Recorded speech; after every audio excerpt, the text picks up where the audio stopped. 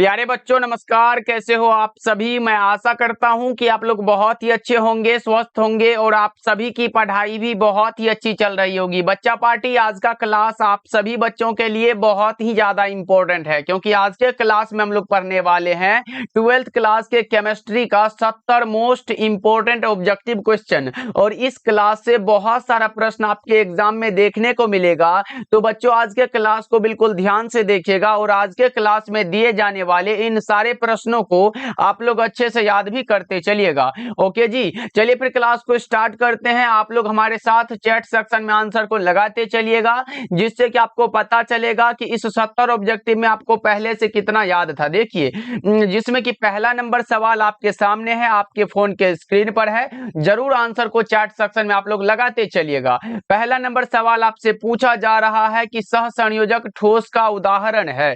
अब आपको बताना है कि निम्नलिखित में कौन सा है जो सहसंयोजक ठोस का उदाहरण है।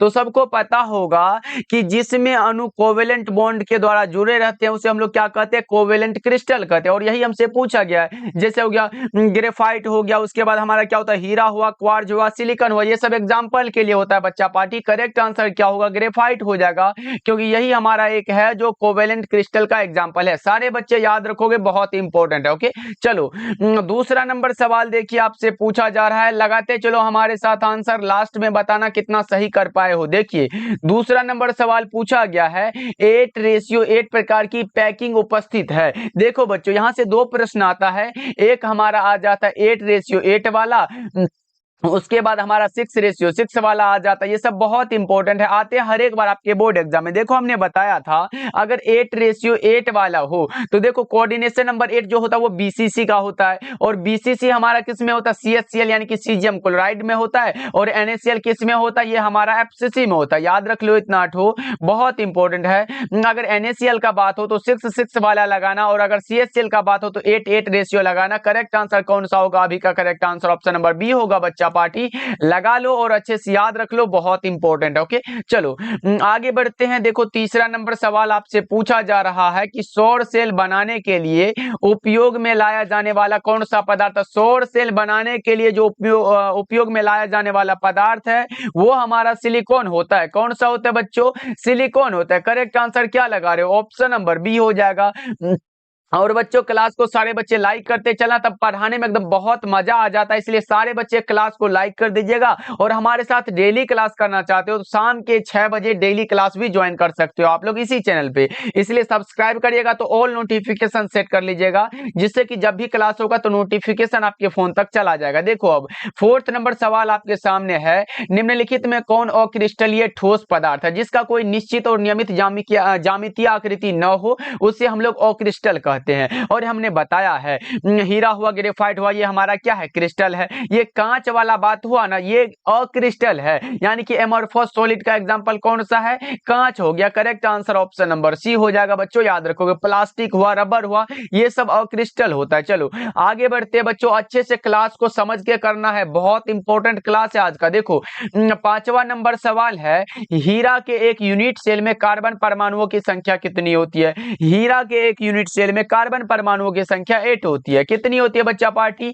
8 होती है। करेक्ट आंसर डी हो जाएगा। चलिए 6 नंबर सवाल को देखते हैं, निम्नलिखित में किसके लिए हिमांक का अवनमन अधिकतम होता है। जिसके लिए वांट ऑफ फैक्टर का मान अधिकतम होगा उसी का हिमांक का अवनमन अधिकतम होगा। देख लो किसका वांट ऑफ फैक्टर अधिक है, K2SO4 का। करेक्ट आंसर ये हो जाएगा बच्चों। 6 नंबर सवाल का जवाब ए लगा रहे हो आप लोग, तो बहुत अच्छे। चलो 7 नंबर सवाल देखते हैं क्या पूछा गया। मात्र 70 ऑब्जेक्टिव है, इसको जरूर याद कर लीजिएगा आप लोग। देखो मोलरता को व्यक्त किया जाता है, देखो प्रति लीटर विलियन में घुले हुए विलय के मोलों की संख्या को क्या कहते हैं बच्चों, मोलरता कहते हैं। और मोलरता बराबर फॉर्मूला होता है एम बराबर क्या होता है, एन बटा में भी होता है। एन क्या है सर, एन हमारा जो होता है वो हमारा हो जाता है विलय का मोल। क्या होता है बच्चों, विलय का मोल, जो कि लीटर में होता है। और ये हमारा क्या होता है, विलियन का आयतन होता है। क्या होता है बच्चा पार्टी? विलियन का आयतन होता है। ये सब याद रखना आप लोगों को। करेक्ट आंसर जो होगा वो कौन सा होता है? प्रति लीटर विलियन में घुले हुए, लीटर वाला बात हुआ। करेक्ट आंसर क्या होगा? मोल पर लीटर होता है। करेक्ट आंसर बी हो जाएगा बच्चा पार्टी, याद रख लो, बहुत इंपॉर्टेंट है। चलो जी आगे बढ़ते हैं। 8 नंबर सवाल देखो क्या पूछा जा रहा है आप लोगों से। 8 नंबर सवाल है, विद्युत अपघट्य का उदाहरण है। सर विद्युत अपघट्य क्या होता है? तो बस इतना जान लो, वह पदार्थ जो जल में घुलकर आयनों में विघटित या फिर अवकृत हो जाता है और विद्युत का संचालन करता है, उसे क्या कहते हैं? विद्युत अपघट्य कहते हैं, इलेक्ट्रोलाइट कहते हैं। याद रहेगा ना? इसके लिए हमारे जो एग्जाम्पल होता है वो हमारा हो जाता है CH3 COONA, यानी कि सोडियम एसीटोट, सोडियम एसीटेट हो गया, या फिर NaCl हो गया। ये सब क्या होता है? इसी का एग्जाम्पल होता है। किसमें दिया गया? ऑप्शन नंबर बी बिल्कुल सही आंसर है बच्चों। ये दोनों एग्जाम्पल इंपॉर्टेंट है, आ सकता है आपके एग्जाम में, जरूर लिख लो और अच्छे से याद रखिएगा आप लोग। चलो जी अच्छे से क्लास को समझ समझ के करो भाई, बहुत इंपॉर्टेंट। 9 नंबर सवाल देखो, निम्नलिखित में कौन विलियन के अनुसंख्यक गुणधर्म का उदाहरण नहीं है? विलियन का अनुसंख्यक गुणधर्म नहीं है मतलब नहीं है, तो हमने बताया है सर विलियन का अनुसंख्यक गुणधर्म वो है जो विलियन में उपस्थित विलय के कणों की संख्या पर निर्भर करता है। कणों के आकार या प्रकृति से इसका कोई लेना देना नहीं होता है। और हमने इसके लिए एग्जाम्पल बताया था, परासरणी दाब हुआ, हिमांक का अवनमन हुआ, क्वथनांक का उन्नयन हुआ और वाष्प दाब का आपेक्षिक अवनमन हुआ। ये 4 हमने बताया है और ये 4 ही अनुसंख्यक गुणधर्म है। उसके अलावा कोई भी आ रहा है तो उसका मतलब वो गलत है। पृष्ठ तनाव नहीं होगा मेरे भाई। करेक्ट आंसर बी लगा दो। कोलिगेटिव प्रॉपर्टी एग्जाम्पल पूछा गया, इसलिए correct answer option number B लगा सकते हो आप लोग। चलो जी आगे बढ़ते हैं। 10 नंबर सवाल देखो, समपराशरी विलियन में समान होती है। क्या होती है समान? तो वो मोलर सांद्रता समान है। करेक्ट आंसर 10 का ऑप्शन ए हो जाएगा। 10 का ए लगा रहे हो ना बच्चा पार्टी, बहुत अच्छे। चलो आगे बढ़ते हैं। क्लास को लाइक करते चलना भाई, जितने भी बच्चे हो लाइक करते चलना, भूल मत जाना। देखो सेल स्थिरांक की इकाई क्या है? 2 इलेक्ट्रोडों के बीच की दूरी एवं उसके अनुप्रस्थ काट के क्षेत्रफल के अनुपात को सेल स्थिरांक कहते हैं। इतना याद रख लो। सेल स्थिरांक को हम लोग x के द्वारा या फिर G नोट के द्वारा भी सूचित करते हैं। देखो 2 इलेक्ट्रोडों के बीच की दूरी किस में होता है? लंबाई में माप लो। उसके बाद उसके अनुप्रस्थ काट के क्षेत्रफल को, एरिया को क्या कहते हैं? बता दो कौन सा होगा बच्चा पार्टी? एक बार चैट सेक्शन में लगाते भी चलो। क्या होगा? एल बटा में ए हो जाएगा, क्षेत्रफल है ना।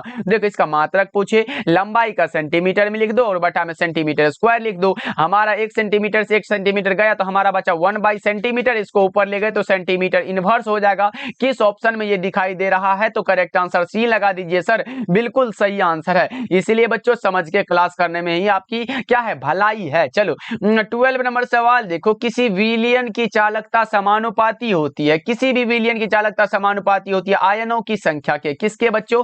Number of ions. Correct answer B हो जाएगा। ओके चलो जी आगे बढ़ते हैं। अगला नंबर सवाल है 13 नंबर सवाल, तापमान में वृद्धि के साथ धातु की चालकता क्या होती है?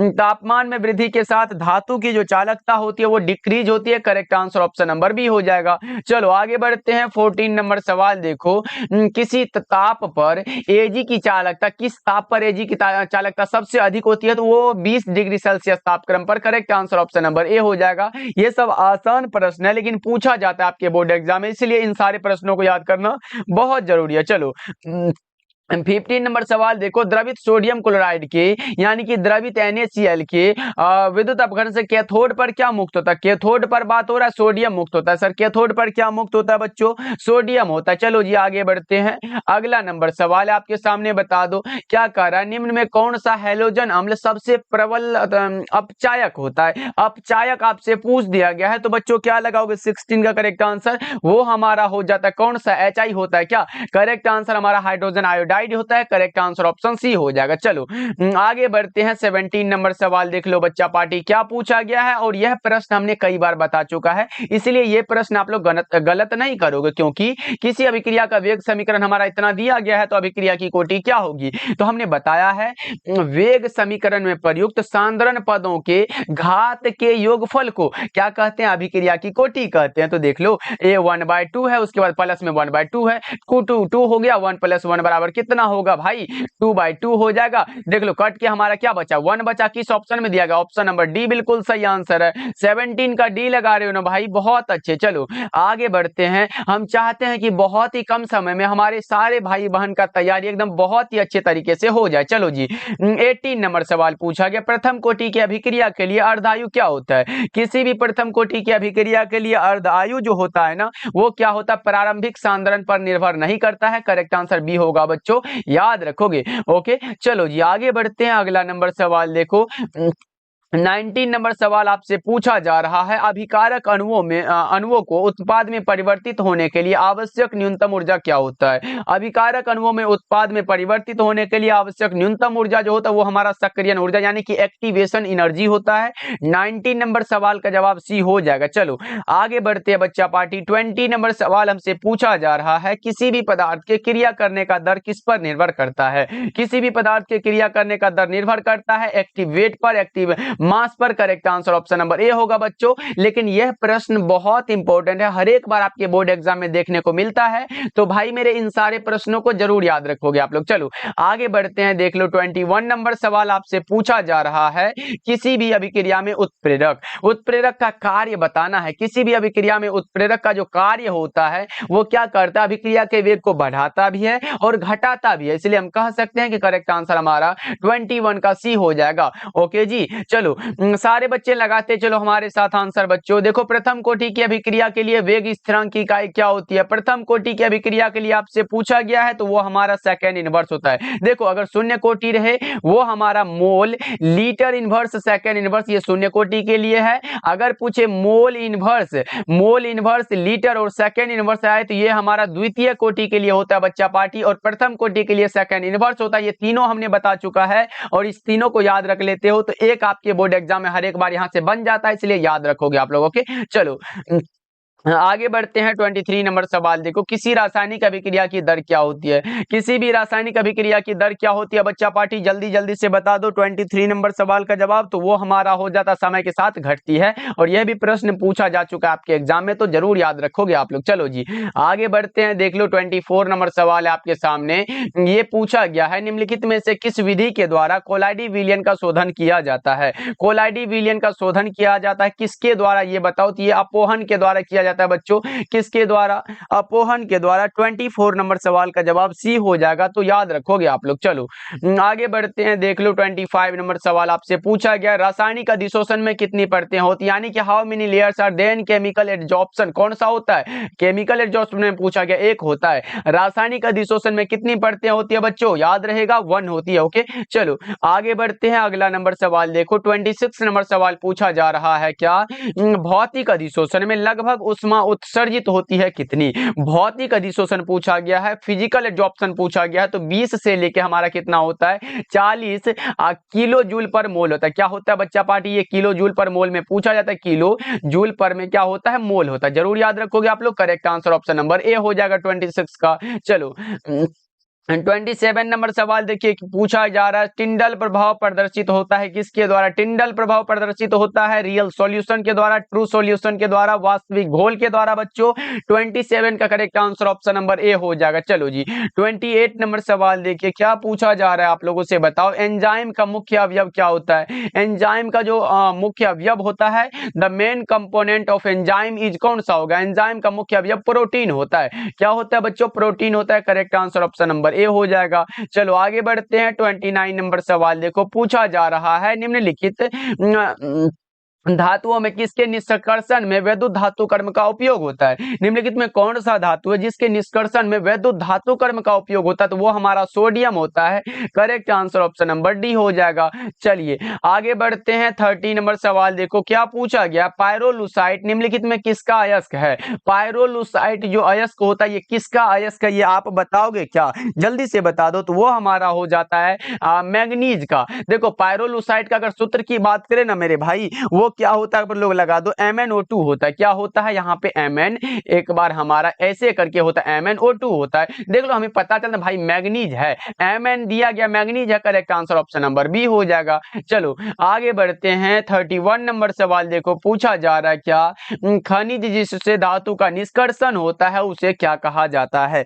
खनिज जिससे धातु का निष्कर्षण होता है उसे हम लोग क्या कहते हैं बच्चों, उसे अयस्क कहते हैं। लेकिन एक चीज और भी याद रखोगे आप लोग, अयस्कों में उपस्थित अशुद्धि को गैंग कहते हैं, याद रहेगा, अयस्कों में उपस्थित अशुद्धि को गैंग कहते हैं। उसके बाद हमारा आ जाता है कि सर गैंग और फ्लक्स आपस में मिलकर स्लैग बनाता है, ये भी याद रखना बहुत जरूरी है बच्चों। याद रख लो हमने क्या बताया, जिससे धातु का निष्कर्षण होता है उसे अयस्क कहते हैं, गैंग और फ्लक्स आपस में मिलकर स्लैग बनाते हैं, और अयस्कों में उपस्थित अशुद्धि को गैंग या फिर अधात्री कहते हैं। इसको याद रख लो भाई, बहुत इंपॉर्टेंट है। ओके चलो आगे बढ़ते हैं। अगला नंबर सवाल देखो 32 नंबर सवाल पूछा गया, लोहे का कौन सा अयस्क है। यहाँ मुख्य अयस्क नहीं पूछा गया, सिर्फ पूछा गया लोहे का कौन सा अयस्क है। हम लगाएंगे सर हेमेटाइट भी अयस्क है, मैग्नेटाइट भी अयस्क है, सिडेनाइट भी अयस्क है, इनमें से सभी करेक्ट हो जाएगा। 32 का correct answer option number D होगा बच्चों, याद रखोगे ना। चलो आगे बढ़ते हैं। अगला नंबर सवाल देखो 33 नंबर सवाल पूछा गया, कॉपर पायराइट का सूत्र क्या होता है।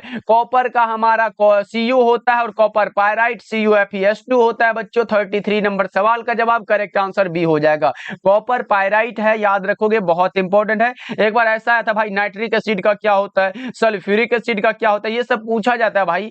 एक बार तो ऐसा जल का क्या होता है भाई, ये सब याद रखने वाला चीज है ना, ये सब याद रख लो। छोटा छोटा चीज क्या होता है कभी कभी आ जाता है और हमें पता ही नहीं होता, इसलिए सारे चीजों को क्लियर करते चलना है। चलो आगे बढ़ते हैं। ओलियम का पूछे तो क्या लगाओगे, H2SO7 ओलियम का सूत्र है भाई, इसको भी रख लो। चलो आगे बढ़ते हैं। अगला नंबर सवाल देखो 34 नंबर सवाल है, NaOH इनमें से किसे कहते हैं।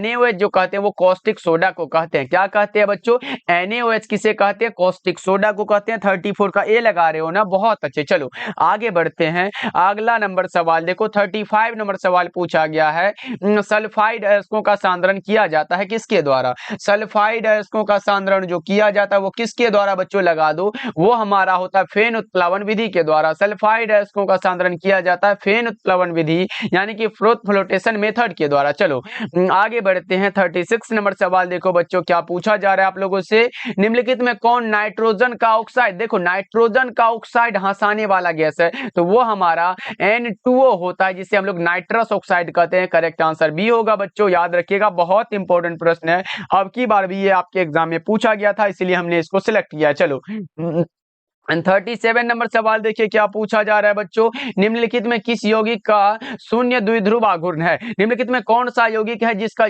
शून्य द्विध्रुव आघूर्ण होता है, बता दो क्या होगा बच्चा पार्टी, तो वो हमारा होता है CCl4 होता है बच्चों। क्या होता है, CCl4 होता है, यानी कि कार्बन टेट्राक्लोराइड होता है, याद रखिएगा आप लोग। चलो आगे बढ़ते हैं। अगला नंबर सवाल देखो 38 नंबर सवाल है, निम्नलिखित में कौन ध्रुवीय यौगिक है। ध्रुवीय यौगिक कौन सा होता है बच्चा पार्टी लगा दो, वो हमारा SO2 होता है, सल्फर डाइऑक्साइड है। Correct answer option number A हो जाएगा। चलो और भी कुछ प्रश्न बचे हुए उसको जल्दी जल्दी से कर लेते। देखो ये हमसे पूछा जा रहा है, निम्नलिखित में किस उत्कृष्ट गैस के द्वारा सबसे ज्यादा यौगिक बनाया जाता है। यहाँ योग नहीं होगा, यहाँ पर क्या होगा बच्चा पार्टी, सबसे ज्यादा यौगिक बनाया जाता है, ये यहाँ पे लिख लो। सबसे ज्यादा यौगिक किस उत्कृष्ट गैस के द्वारा बनता है, तो वो हमारा जेनॉन के द्वारा बनता है बच्चों। करेक्ट आंसर डी हो जाएगा, याद रखिएगा इंपॉर्टेंट प्रश्न है। ओके चलो आगे बढ़ते हैं बच्चा पार्टी। अगला नंबर सवाल देखो पूछा जा रहा, साधारण नमक का सूत्र क्या है। देख रहे हो कितना आसान आसान सूत्र वाला, तो भाई एकदम समझ लो बहुत आसान आसान पूछा गया है। एक बार पूछा गया ऑर्थोफॉस्फोरिक अम्ल का अनुसूत्र क्या होता है, तो हमने लगा दिया था सर H3 और PO4 होता है, ये सब याद रखना भाई। उसके बाद साधारण नमक का पूछा गया तो NaCl लगा दो ना, NaCl। क्या लगाओगे बच्चा पार्टी, ये तो सोडियम क्लोराइड है ना, आपको पता होगा सर ये सोडियम क्लोराइड है, इसलिए याद रख लो। करेक्ट आंसर ए हो जाएगा। चलो जी आगे बढ़ते हैं। अगला नंबर सवाल है 41 नंबर सवाल है, अमोनिया का निर्माण किस विधि के द्वारा होता है। अमोनिया का निर्माण करना है ना, देखो संपर्क विधि के द्वारा हमारा बनता है, क्या बनता है सर, संपर्क विधि के द्वारा हमारा H2SO4 का निर्माण होता है। ओस्टवाल्ड विधि के द्वारा HNO3 का निर्माण होता है, और हेबर विधि के द्वारा NH3 का निर्माण होता है। और ये प्रकाश संश्लेषण तो हम लोग बायोलॉजी में पढ़ते हैं, जिसमें कि हमारा हरे पौधे अपना ये भोजन प्राप्त करते हैं, तो ये सब नहीं होगा। देख लो सल्फ्यूरिक एसिड पूछे तो हमारा संपर्क विधि से बनता है, नाइट्रिक एसिड पूछे तो ओस्टवाल्ड विधि के द्वारा बनता है, और अमोनिया पूछे तो हैबर विधि से बनता है। और यही हमसे पूछा गया, करेक्ट आंसर डी हो जाएगा बच्चों, अच्छे से समझ लो, बहुत इंपॉर्टेंट है, स्क्रीनशॉट ले सकते हो। चलो आगे बढ़ते, अगला नंबर सवाल देखो, 42 नंबर सवाल है, आवर्त सारणी के द्वितीय आवर्त में तत्वों की संख्या कितनी है? आवर्त सारणी के द्वितीय आवर्त में तत्वों की संख्या 8 है। कितनी है बच्चों? 8 है, करेक्ट आंसर बी हो जाएगा। चलिए 43 नंबर सवाल को देख लेते हैं, क्या पूछा गया हम लोगों से, चक्रीय मेटाफॉस्फोरिक अम्ल में पीओपी बॉन्ड की संख्या कितनी होती है? चक्रीय मेटाफॉस्फोरिक अम्ल में पीओपी बॉन्ड, देखो पीओपी 3 है ना, 3 लगा दो, करेक्ट आंसर सी हो जाएगा। भाई ये ट्रिक के लिए है, ऐसा नहीं होता, correct answer option number C हो जाएगा। चलो आगे बढ़ते हैं, 44 नंबर सवाल देखो, अनुचुंबकत्व प्रदर्शित करने वाला पदार्थ कौन सा है? अनुचुंबकत्व प्रदर्शित करने वाला पदार्थ कौन सा है बच्चा पार्टी? वो हमारा O2 होता है। अनुचुंबकत्व प्रदर्शित करने वाला पदार्थ का नाम है O2, याद रहेगा ना बच्चा पार्टी? करेक्ट आंसर क्या लगाए हो? 44 का बी लगा रहे, बहुत अच्छे। क्रोमियम भी आए, उसके बाद प्लेटिनम आए, मैग्नीज आए, एल्युमिनियम आए, ये सब क्या है?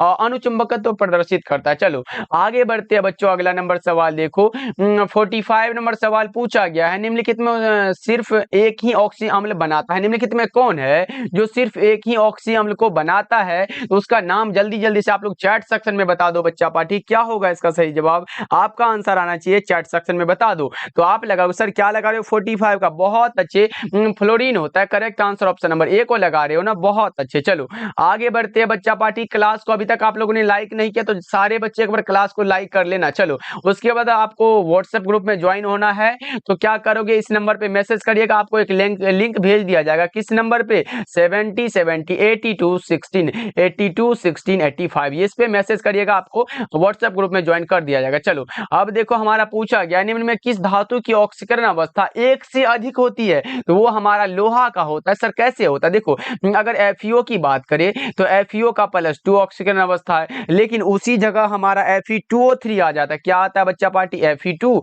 और O3 आ जाता है, इसमें हमारा +3 हो जाता है, इसलिए लोहा का एक से अधिक होता है, correct answer option number C हो जाएगा। 46 का सी लगा रहे हो ना बच्चा पार्टी, बहुत अच्छे। चलो आगे बढ़ते हैं, 47 नंबर सवाल देखो, पूछा जा रहा है क्या, निम्नलिखित में कौन ऑक्सीकारक एवं कारक दोनों की तरह व्यवहार करता है? तो वो हमारा हो जाता है सल्फर डाइऑक्साइड। कहां दिया गया है?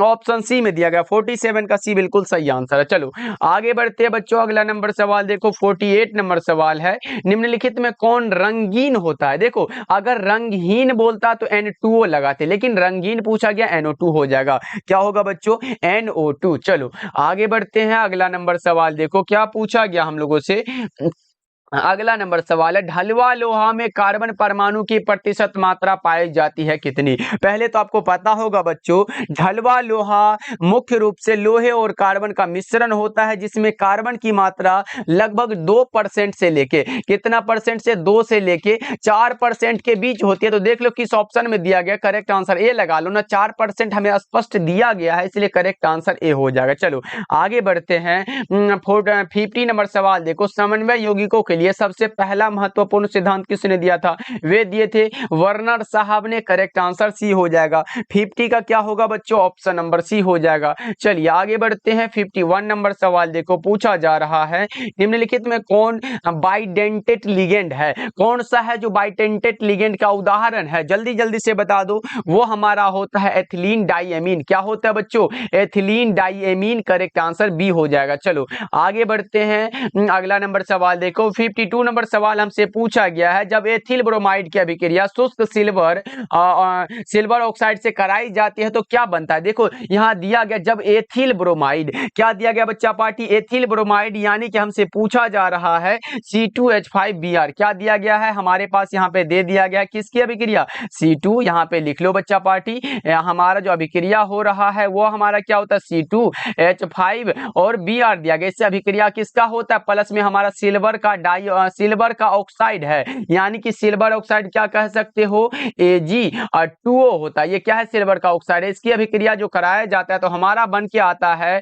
C2H5O हो जाएगा, और फिर हमारा C2H5 हमारा ये बनता है, उसके बाद प्लस में हमारा AgBr बच जाता है। तो देख लो किस ऑप्शन में क्या बनता है, देख लो ये बन रहा है, यानी कि इसका नाम है diethyl ether, correct answer option number A होगा। ये रिएक्शन है, इसको अच्छे से याद रखोगे, बाद में हमारा बोला सर AgBr, चलो हम हम दोनों मिलके इधर चले जाते हैं लास्ट में। चलो आगे बढ़ते हैं, अगला नंबर सवाल देखो 53 नंबर सवाल है, उष्मा और विद्युत का अच्छा चालक कौन है? उष्मा और विद्युत का अच्छा चालक है ग्रेफाइट। उष्मा और विद्युत का अच्छा चालक कौन है बच्चा पार्टी? ग्रेफाइट वाला ऑप्शन सही है क्या? 53 का सी लगा रहे हो आप लोग, बहुत अच्छे बच्चा पार्टी। चलो आगे बढ़ते हैं, आप लोग बहुत तेज हो पढ़ने में। 54 नंबर सवाल है, कार्बन की संयोजकता कितनी होती है? कार्बन की संयोजकता 4 है। कार्बन की valency of carbon is 4। Correct answer D हो जाएगा। चलिए 55 नंबर सवाल को देखते हैं, एल्कील हैलाइड एवं सोडियम धातु के बीच अभिक्रिया क्या कहलाती है? जिसका नाम है वुर्ज रिएक्शन। क्या होता है बच्चों? वुर्ज अभिक्रिया होता है। 55 नंबर सवाल का जवाब ए हो जाएगा। चलो फटाफट से कर लेते हैं मेरे भाई, और भी सारे प्रश्न बचे हुए। चलो आगे बढ़ते हैं। 56 नंबर सवाल है, ब्यूटेन टू ऑल है एक। ब्यूटेन टू ऑल क्या है? तो ये हमारा सेकेंडरी अल्कोहल होता है बच्चों। करेक्ट आंसर बी हो जाएगा। 56 का क्या लगा रहे हो? 56 का बी हो जाएगा। सर इसमें क्या होता है? OH समूह हमारा 2 होता है। करेक्ट आंसर बी हो जाएगा। चलो आगे बढ़ते हैं, अगला नंबर सवाल है 57 नंबर सवाल है, अल्कोहल का सक्रिय क्रियाशील मूलक क्या होता है? देखो हमने कई बार बता चुका है, हमारा अल्कोहल का पूछे तो वो हमारा क्या होता है? ROH होता है। R क्या है बच्चों? एल्कील ग्रुप है। क्या है बच्चा पार्टी? हमने बता चुका है सर, ये हमारा जो होता है ये एल्कील ग्रुप होता है, और OH functional group of alcohol. Correct answer A हो जाएगा। ये हमारा कार्बोक्सिलिक एसिड का है, ये एल्डिहाइड का है, और ये कीटोन का होता है। लेकिन बच्चों अगर आपसे पूछे 1 डिग्री अल्कोहल का क्या होता है, तब क्या लगाओगे? वो हमारा होता है ना सर 1 डिग्री के लिए अगर पूछे, यानी कि प्राथमिक अल्कोहल के CH यहाँ पे लिख लो सर, प्राथमिक अल्कोहल के लिए पूछा तो CH2OH लगाएंगे। उसके बाद अगर 2 डिग्री यानी कि सेकेंडरी अल्कोहल के लिए पूछा तो CH और OH लगा देंगे। उसके बाद अगर 3 डिग्री यानी कि तृतीयक अल्कोहल के लिए पूछे तो वो हमारा C और OH लगा देंगे। बस इतना को लगा देंगे तो हमारा काम हो जाएगा। इतना को लिख लेना आप लोग। चलो आगे बढ़ते हैं बच्चों, क्लास कैसा लग रहा है ये कमेंट में लास्ट में बताना। चलो आगे बढ़ते हैं, कास्ट स्पिरिट क्या कहलाते हैं? तो वो हमारा मेथनॉल होता है, यानी कि CH3OH। करेक्ट आंसर क्या होगा बच्चों? ऑप्शन नंबर ए हो जाएगा। चलो जी आगे बढ़ते हैं, 59 नंबर सवाल देखो, एक एल्डिहाइड की ऑक्सीकरण से क्या बनता है? ये तो बड़ा ही आसान सा सवाल पूछा गया है। एक एल्डिहाइड है, उसके ऑक्सीकरण से हमारा क्या बनता है? ये बड़ा ही आसान है। एक एल्डिहाइड यानी कि हम कह सकते हैं सर R CHO हो जाएगा। उसके बाद हमारा क्या होता है? हमारा इसका ऑक्सीकरण कराना होता है, तो यहाँ पे करा देते हैं ना। उसके बाद बोल रहा है सर हमारा बन जाता है RCOOH बनता है। क्या बनता है? हमारा कार्बोक्सिलिक एसिड का निर्माण हो रहा है। एसिड किसमें दिया गया? N एसिड, यानी कि ऑप्शन नंबर डी में दिया गया। एक अम्ल बनता है। देख लो ये एल्डिहाइड का ऑक्सीकरण से कराते हैं, तो देख लो हमारा ये बनता है। चलो आगे बढ़ते हैं बच्चों, अगला नंबर सवाल देखो, 60 नंबर सवाल है, पायरोलिग्नियस अम्ल में क्या रहता है? तो वो हमारा 10% एसिटिक एसिड रहता है। क्या हो रहता है बच्चा पार्टी? 10% एसिटिक एसिड रहता है, यानी कि एसिटिक एसिड क्या कहते हैं? CH3 और COOH होता है। COOH होता है। ये क्या है? एसिटिक एसिड है और 10% रहता है। करेक्ट आंसर सी हो जाएगा। चलिए आगे बढ़ते हैं, 61 नंबर सवाल देखो, कैल्शियम फॉर्मेट को गर्म करने पर क्या प्राप्त होता है? कैल्शियम फॉर्मेट को गर्म करने पर क्या प्राप्त होता है बच्चा पार्टी?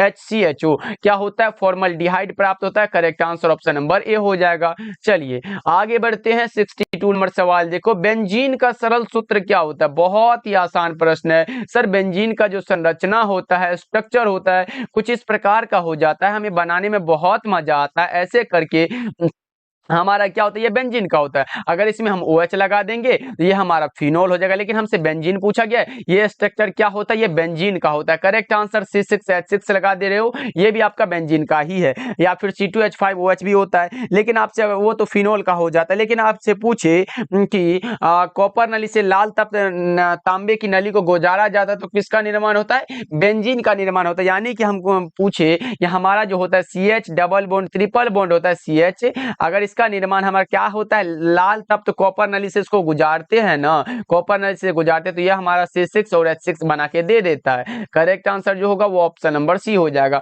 ओके जी, चलो आगे बढ़ते हैं, अगला नंबर सवाल देखो, 63 नंबर सवाल है, प्राकृतिक बहुलक है कौन सा? प्राकृतिक रबर जो है ये बहुलक है। करेक्ट आंसर ये हो जाएगा। लेकिन अगर पूछे प्राकृतिक रबर किसका बहुलक है, तो वो आइसोप्रीन का होता है। ओके चलो आगे बढ़ते हैं, 64 नंबर सवाल देखते हैं क्या पूछा गया है।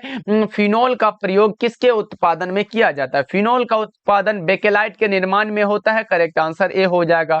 चलिए आगे बढ़ते हैं। 65 नंबर सवाल देखो, निम्नलिखित में से संघनक बहुलक का उदाहरण है। संघनक बहुलक आपसे पूछ दिया गया है, आप बताओगे सर कैसे भारी वाला सवाल आ गया? बस आसान सा है भाई, नायलॉन 6 होता है। चलो आगे बढ़ते हैं। 66 नंबर सवाल देखो, पॉलीमर बनाने की सबसे छोटी इकाई क्या कहलाती है? तो आपको हमने बताया है सब्जेक्टिव वाले क्लास में कि सर बहुत सारे मोनोमर मिल जाते हैं ना, तो एक पॉलीमर का निर्माण होता है, यानी कि सबसे छोटी इकाई हमारा क्या होगा? मोनोमर होगा, जो मिलके हमारा क्या पॉलीमर का निर्माण करता है। याद रखिएगा, बहुत इंपॉर्टेंट है। मोनोमर और पॉलीमर, एकलक और बहुलक, ये 2 नंबर के क्वेश्चन के लिए इंपॉर्टेंट होता है। चलो आगे बढ़ते हैं। 67 नंबर सवाल है, विटामिन ई की कमी से कौन सा रोग होता है? विटामिन ई की कमी से कौन सा रोग हो जाता है बच्चों? 67 नंबर सवाल का जवाब बताओ।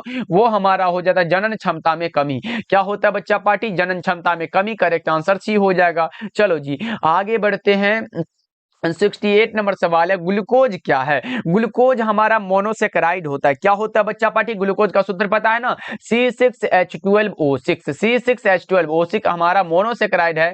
करेक्ट आंसर ए हो जाएगा। चलो आगे बढ़ते हैं। अगला नंबर सवाल देखो, 69 नंबर सवाल है, एस्प्रिन क्या होता है? एस्प्रिन हमारा क्या होता है? ये 2 काम में आता है। एक हमारा क्या होता है बच्चा पार्टी? क्या लगा रहे हो? ज्वरनाशी और दर्द निवारक भी होता है। करेक्ट आंसर बी हो जाएगा। 69 का करेक्ट आंसर बी वाला ऑप्शन सही हो जाएगा। एंड 70 नंबर सवाल और आज के क्लास का जो लास्ट सवाल होगा वो आपके सामने है। क्या है बच्चा पार्टी? देख लो, आपके सामने प्रश्न दिया गया, निम्न में कौन सी दवा बुखार को कम करता है? बुखार को कम करने के लिए हम एंटीपायरेटिक का यूज करते हैं। ज्वर को कम करने के लिए किसका? ज्वरनाशी का यूज करेंगे। अब बोलोगे सर एनाल्जेसिक का कार्य क्या होता है? एनाल्जेसिक दर्द निवारक है। एंटीबायोटिक जो होता है ये बैक्टीरिया संक्रमण को रोकता है। उसके बाद ट्रैंक्विलाइजर जो होता है ये वाला, ये क्या? मानसिक तनाव और चिंता को दूर करता है। इसलिए ये सब हमसे नहीं पूछा गया। ये संक्रमणहारी है, बैक्टीरिया संक्रमणहारी। उसके बाद एनाल्जेसिक क्या होता है? ये दर्द निवारक है। और एंटीपायरेटिक हमारा ज्वरनाशी है। Correct answer option number C हो जाएगा। याद रखिएगा बच्चों, ये प्रश्न बहुत इंपॉर्टेंट है। वैसे हमारा विटामिन वाला भी टॉपिक बहुत इंपॉर्टेंट है, क्योंकि विटामिन से हर एक बार 3 से 4 ऑब्जेक्टिव हर एक बार एग्जाम में पूछा जाता है बच्चों, इसलिए जरूर याद रखोगे। विटामिन वाला आ जाए छोड़ के नहीं आओगे, क्योंकि हमने विटामिन का एक क्लास दिया था। ओके, तो बच्चों आज का क्लास आपको कैसा लगा कमेंट करके बताना। सारे बच्चे कमेंट करिएगा। चैनल पे पहली बार जुड़ रहे हो और हमारे साथ जुड़ना चाहते हो तो डेली शाम के 6 बजे तैयार रहिएगा क्लास के लिए, इसलिए सारे बच्चे सब्सक्राइब जरूर कर लीजिएगा भाई। ओके, तो मिलते हैं फिर अगले क्लास में।